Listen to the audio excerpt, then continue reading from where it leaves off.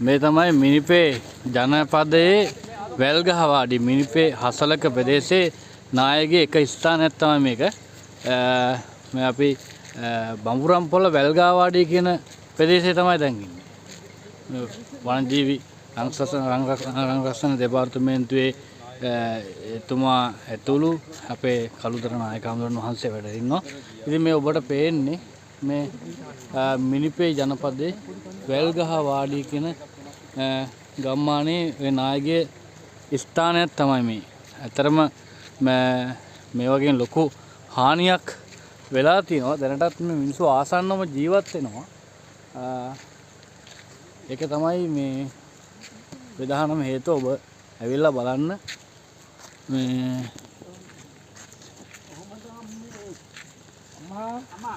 අම්මා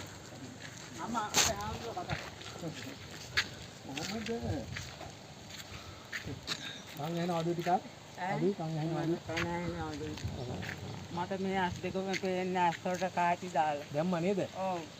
ඉතින් මේ කන ඇහෙන්නේ ඒ කාටි දාපු ගාන ඉඳලා නෙවෙයි ඒක ඉස්සර ඉඳලා මේ ඇස් පේන්නේ නැති කාලේ ඉඳලා මම කන ඇහෙන්නේ නැතුව ගියා. දැන් සුක්කක් ඇහෙනවලු. මේ කාගේ ඊට මේක නැතුනේ කාගේද?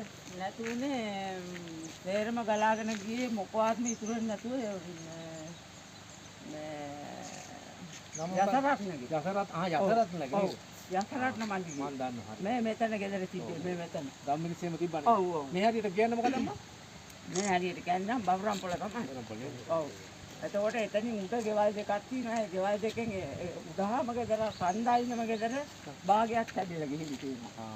ඔව්. ඊට පල්ලෙන් ගෙදර කැහිල්ල පොකවන්නේ නැහැකට වතුර ටිකක් ගහලා මේ වඩල තියෙනවා. මොකුත් වෙලේ නැහැ. ගෙදර හොඳයි.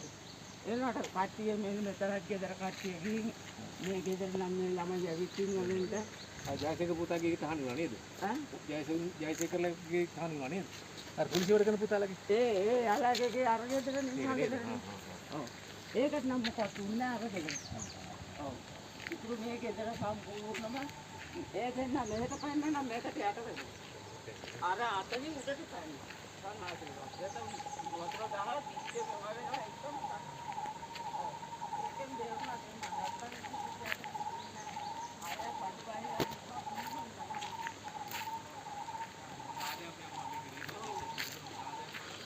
ඉතින් දිත්තා කුණුකුණාට මෙන්න මේ තරම් දුරට මේ මිනිසුන්ගේ ජීවිත දේපල හැමදේම අරගෙන ගිහිල්ලා ඉවරයි.